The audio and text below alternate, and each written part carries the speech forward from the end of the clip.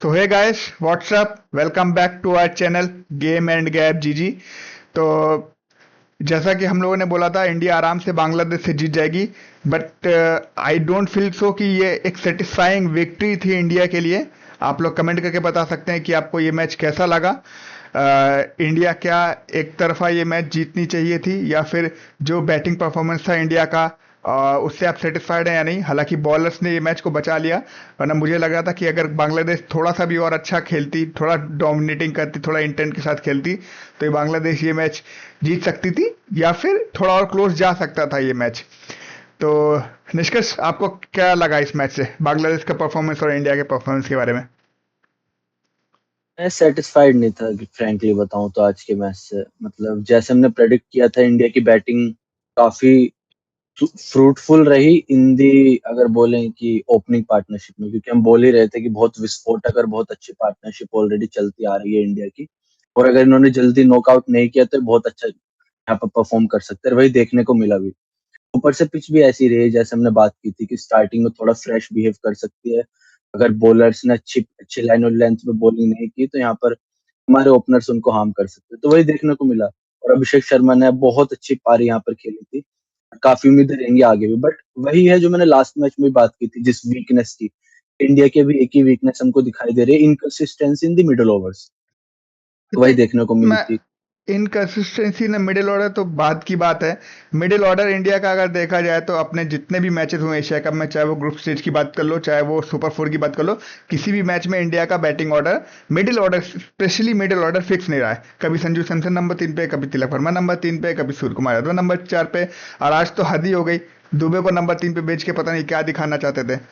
संजू सैमसन एक मैच खेला है पूरी सीरीज में, एशिया कप टूर्नामेंट में। एक मैच में उसने 50 बनाई है। उसके बाद भी उसकी किसी उस मैच के अलावा किसी मैच में उसकी बैटिंग नहीं आई है। वो एक मैच में आई थी, लास्ट पिछले मैच में शायद से 14-15 रन किए थे उसने, जिसमें भी लास्ट के 3-4 ओवर ही बचे थे आई थिंक।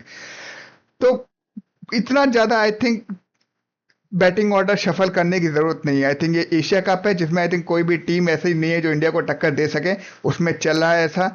अगर यही कोई और टीम होती, ऑस्ट्रेलिया, इंग्लैंड या साउथ अफ्रीका में से सेना कंट्रीज की कोई भी टीम होती, आई थिंक अगर इतना शफलिंग करते तो बहुत मुश्किल होता इंडिया को जीतना।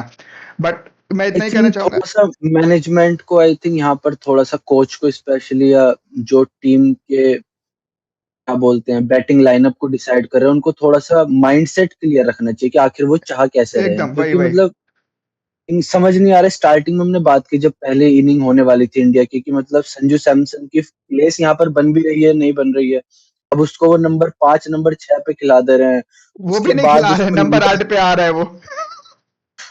क्या कह मतलब सकते हैं आप? कहीं किसी पोजीशन पर ला रहे हैं, कभी कहीं, क्योंकि मतलब अगर आप इसको एज अ फिनिशर खिलाना चाह रहे हैं, एज अ मिडिल ओवर्स या डेथ ओवर्स में खिलाना चाह रहे हो, तो आप उसको वहां पर जगह दीजिए। अब 6वें नंबर तक मतलब अक्षर पटेल आ जा रहे हैं, तिलक वर्मा आ जा रहे हैं, तो आप इनको MS धोनी की जगह खिलाना चाह रहे हैं क्या इसको नंबर तो 8 इसको पर? तो मैनेजमेंट का मतलब ब्लंडर बोलेंगे। गौतम गंभीर का एरा पता नहीं क्या क्या दिखाएगा। बट हाँ, एक चीज और है।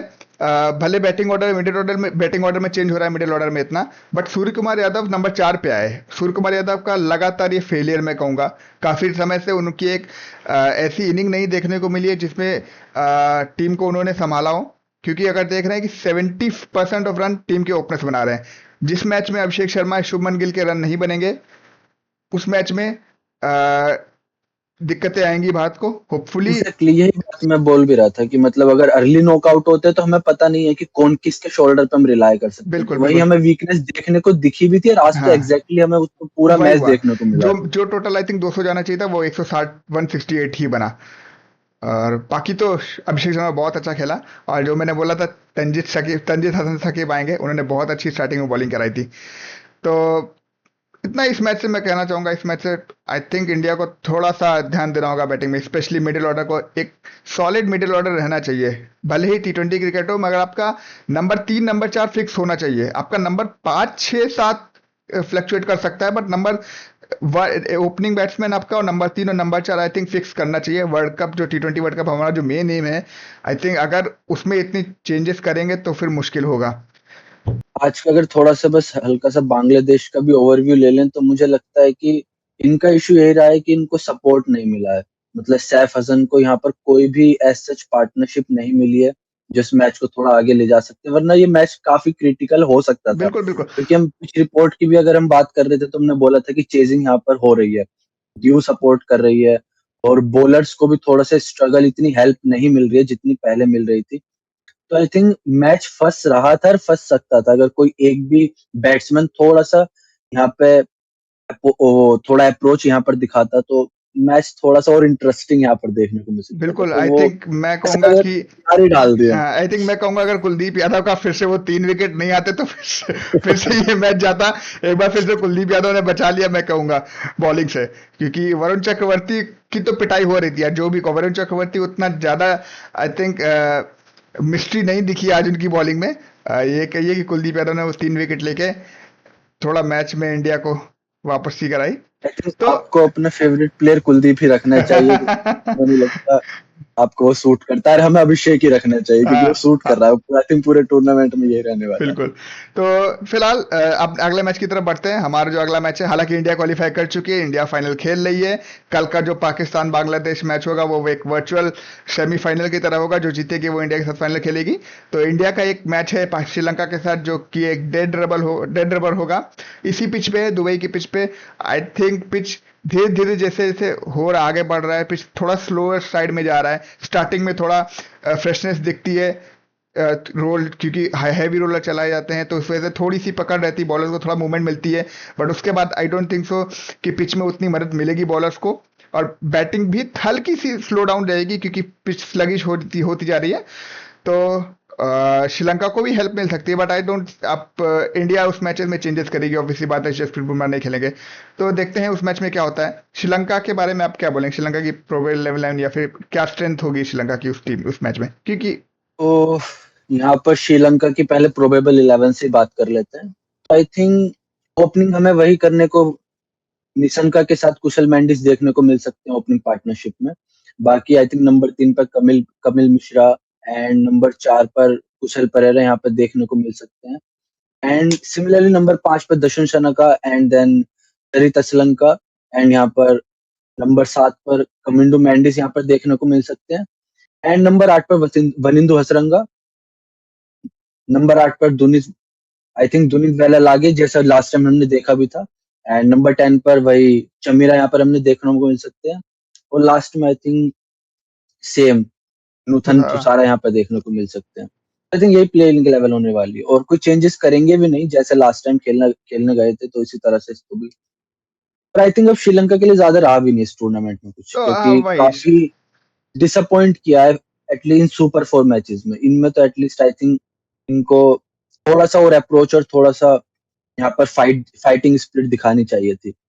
अगर आप देखें भी तो मतलब जितने भी मैचेस हुए सुपर 4 के, उसमें कोई भी कंसिस्टेंसी दिखी नहीं है।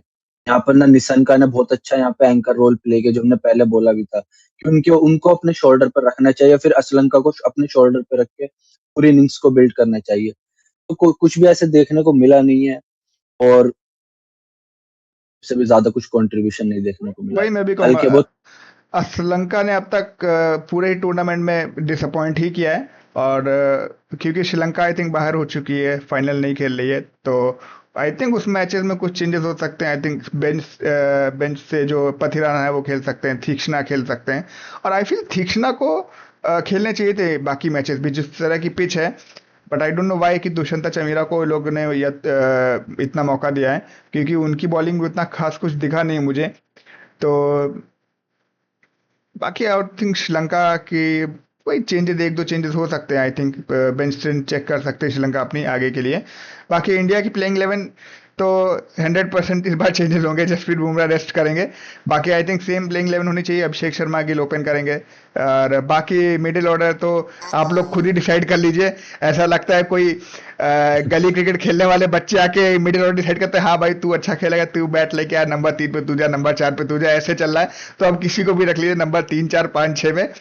बाकी प्लेइंग लाइन में तो वही होंगे फिर तिलक वर्मा, सूर्य कुमार यादव, संजू सैमसन, हार्दिक पांड्या, अक्षर पटेल, वरुण चक्रवर्ती, कुलदीप यादव। आई थिंक जसप्रीत बुमराह को रेस्ट दिया जाएगा, अर्शदीप सिंह खेल सकते हैं।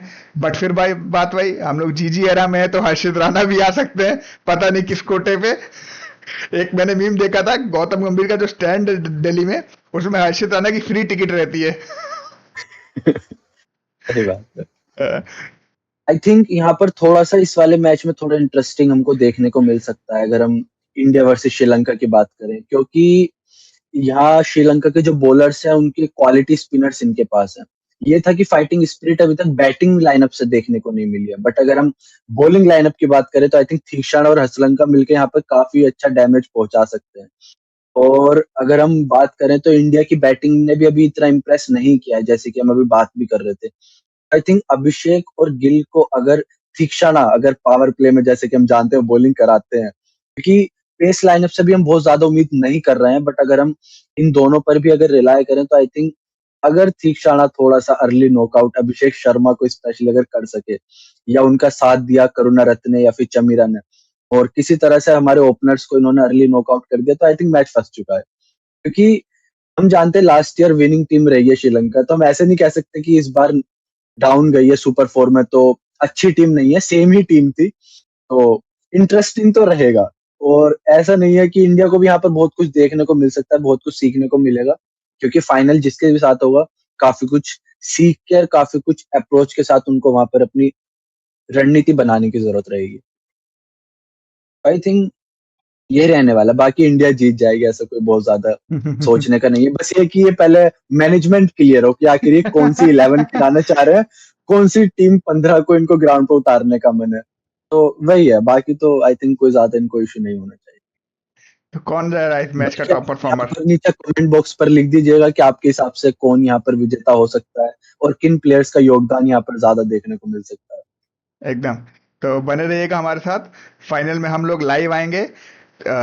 जिसके साथ भी फाइनल हो, हम लोग प्री मैच करेंगे ही, प्री मैच भी करेंगे फाइनल का, और लाइव भी जरूर आएंगे। तो अपना सपोर्ट बनाए रखिए, सब्सक्राइब कीजिए, लाइक कीजिए, शेयर कीजिए और कमेंट कीजिए।